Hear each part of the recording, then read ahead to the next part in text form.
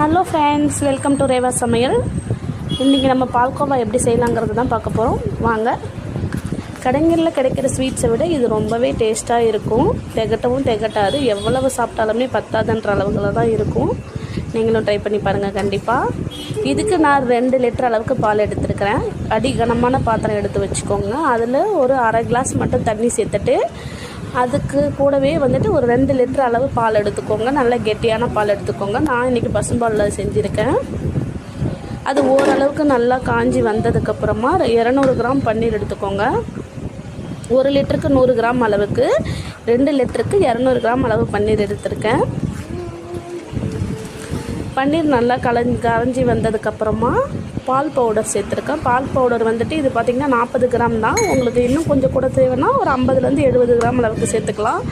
நான் ஒரு 40 கிராம் மட்டும்தான் சேர்த்துருக்குறேன். அதையும் கலந்து நல்லா மிக்ஸ் பண்ணி விட்டுக்கோங்க. எப்படி பார்த்திங்கனாலும் ஒரு 1லேருந்து 1.5 மணி நேரம் நல்லா காயும். பால் நல்லா காஞ்சி வரணும் திக்காக. அதுக்கப்புறம் 250 கிராம் சுகர் சேர்த்துருக்குறேன்.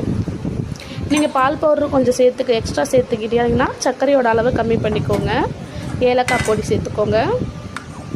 அதையும் நல்லா சேர்த்து மிக்ஸ் பண்ணி விட்டுக்கோங்க. நல்லா சுண்டி வரணும். இந்த பால் ஆடை எல்லாமே மேலே இருக்கிறது எல்லாமே தேய்ச்சி நம்ம நடுவில் தான் சேர்க்கணும். ஓரங்களில் இருக்கிற பகுதி எல்லாமே சேர்த்து விடணும். இந்தளவுக்கு நல்லா சுண்டி வந்துடும். பார்த்திங்கன்னா எவ்வளோ ஒரு திக்காக க்ரீமியாக இருக்குதுன்னு பாருங்கள். நல்லா திக்காக இருக்கும். அதோட ஸ்ட்ரக்சர் பார்த்திங்கனாலே சாப்பிடணும் போல தான் தோணும். வாசமும் நல்லா இருக்கும். நல்லா திக்காகிடுச்சு. பால் கோவாவும் ரெடி ஆகிடுச்சு. இது கூட நான் ஒரு குழிக்கரண்டி அளவுக்கு நெய் மட்டும் சேர்த்துருப்பேன். நல்லா மிக்ஸ் பண்ணிக்கோங்க. கட்டி இல்லாமல் எப்பயுமே மிக்ஸ் பண்ணி விட்டுட்டே இருந்தீங்கன்னா அடி பிடிக்காது.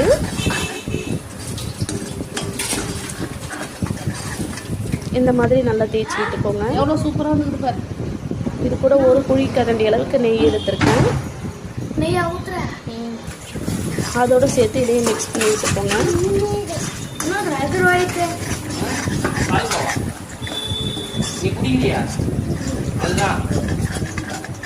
நல்லா சுண்டி வரணும். நல்லா சுண்டி திக்காக நமக்கு பால்கோவாவோட கன்சிஸ்டன்சி இல்லைங்களா, அந்த அளவுக்கு நல்லா மிக்ஸ் பண்ணி விட்டுக்கோங்க. இந்த அளவுக்கு போதுமானது. இந்த ஸ்டேஜில் அடுப்பு ஆஃப் பண்ணிக்கோங்க. அடுப்பு ஆஃப் பண்ணிட்டிங்கனாலே அந்த பாத்திரமே, ஏன்னா நம்ம அடிகனமான பாத்திரம் எடுத்துக்கிறதால அதில் இருக்கிற ஹீட்லேயே நல்லா ரெடி ஆகிடும். அதுக்கப்புறம் ஒரு பிளேட்டில் நெய் மட்டும் லைட்டாக தடவி அந்த பால்கோவாவெல்லாம் நான் அதில் சேர்த்துருக்கேன். இதுமாரி ஆற வச்சுட்டு சாப்பிடும்போது சூடாக சாப்பிட்டாலுமே நல்லா டேஸ்ட்டாக இருக்கும். ஆறும்போது உங்களுக்கு தேவைப்பட்டுச்சுன்னா கேக் ஷேப்பில் கேக் மாதிரி வேணும்னா